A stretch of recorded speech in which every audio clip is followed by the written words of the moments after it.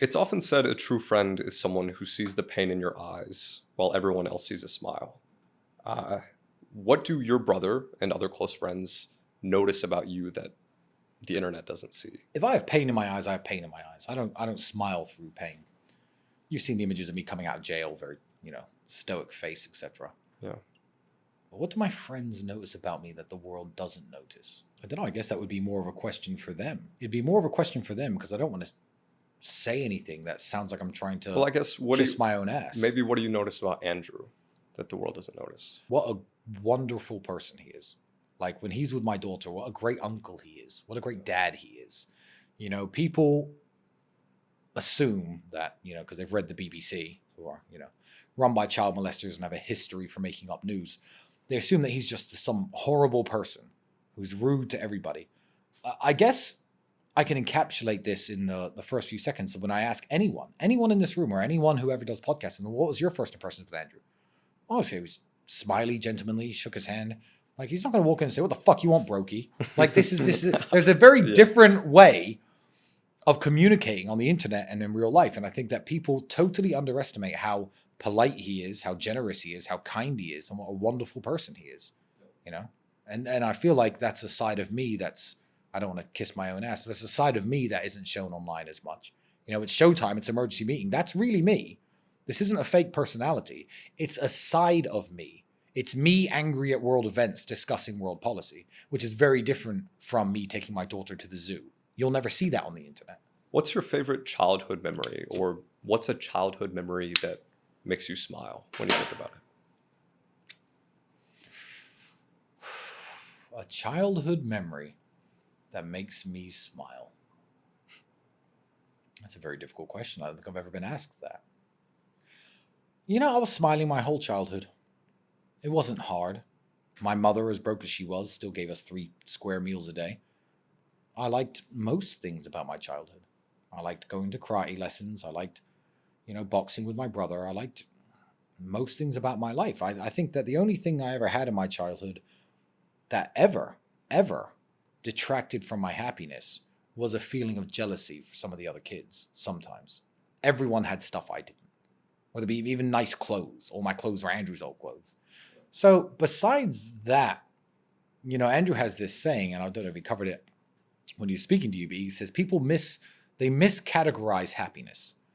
For happiness, they think you have to be elated. For me and Andrew, I'm happy right now. Everything is fine, so I'm happy. Not everything is fine, and so I'm in the middle. Why would you be in the middle when everything's fine? You should be in the middle when half the things are going fine, half the things are terrible. Everything's fine, I'm happy. So as a kid, I was very, very happy. I can only tell you because you don't actually, I'm not sure if you know this, you don't memorize pleasantries and happiness and good feelings as much as you memorize bad feelings sometimes, So I can only remember me being jealous of a bunch of other kids, but besides that, my childhood was very happy. You memorize the things that are useful to you later. Yes, exactly. And now I have everything, and everyone's jealous of me. So I don't care what you're into. I have more of it than I certainly can get more of it than most people, especially the people who hate me. The people who hate me go to car shows and look at the new Mercedes in the window, and they're not allowed to touch it, and I buy them just to see how the doors open and close. So yeah, I did have this sense of jealousy that plagued my childhood because everyone had things that I didn't. But besides that, my entire childhood was very happy. Yeah, extremely happy. Do you disagree with Andrew, going back on the point earlier that fun is haram? Because you still do things like drink. Yeah, I knew you were going to say that. Me and Andrew are different people, and we've always been different people. So I disagree with him on surprisingly a lot of things because I live with him.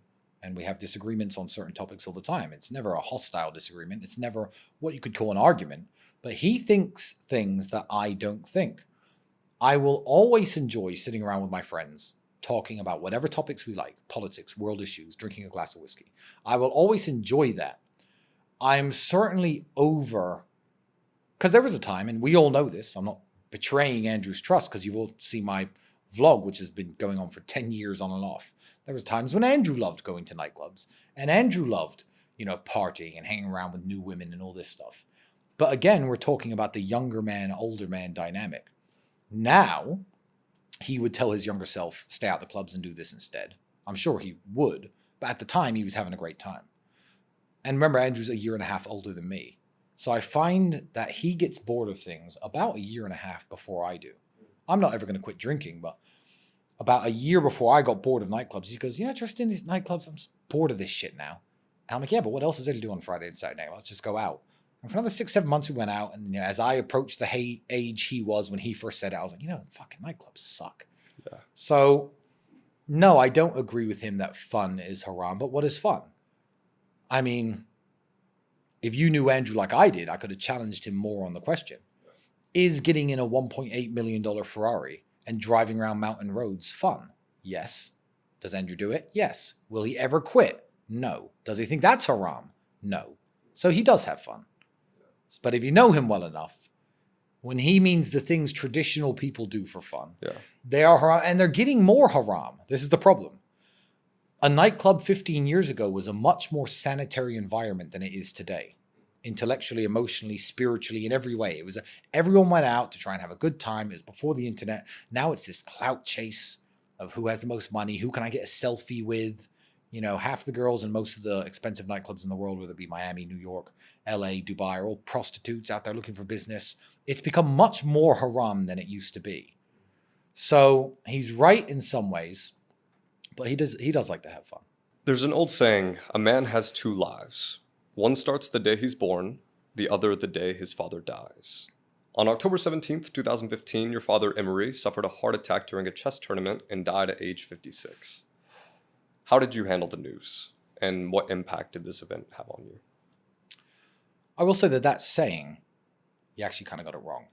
It was stolen and mutated from a Japanese haiku, which was used as the title of a James Bond novel. The actual saying originally goes, you only live twice. Once when you were you only live twice. Once after you were born and once after you stared death in the face.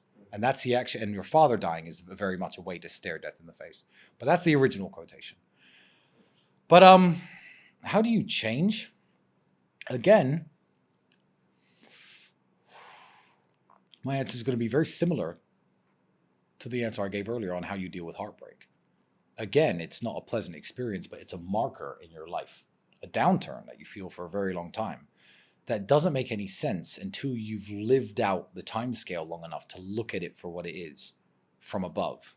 Does that make sense? Yeah. So I'm looking now at this timeline and I can see the things in my life that changed when my father died. Certainly my desire to have kids immediately appeared out of nowhere. So I was 28 years old. Immediately appeared out of nowhere, my desire to have kids, which I think is very important as a man. So I was living through life thinking, one day. And then you stare death in the face.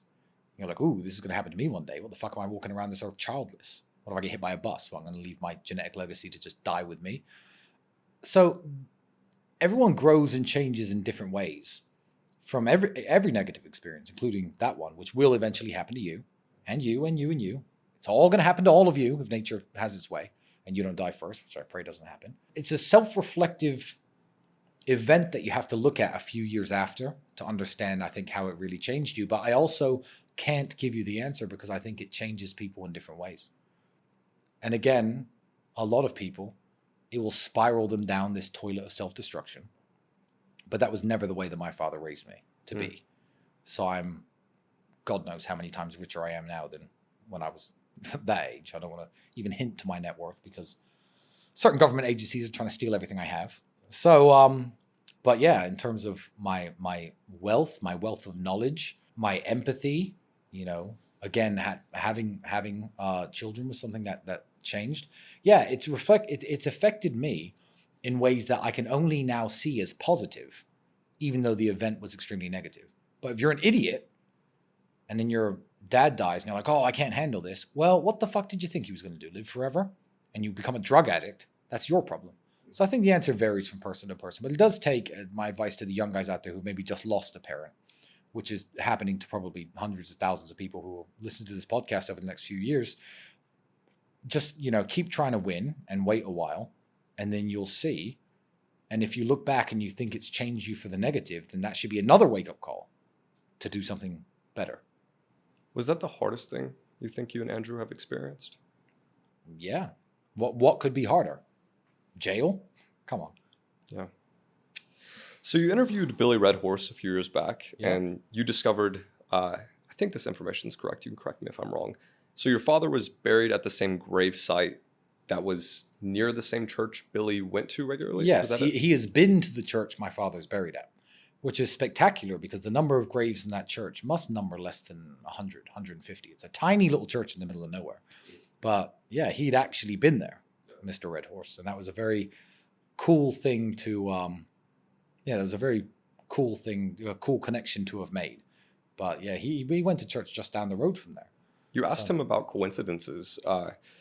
Do you believe in signs and the magic of the world? Not in the conventional way.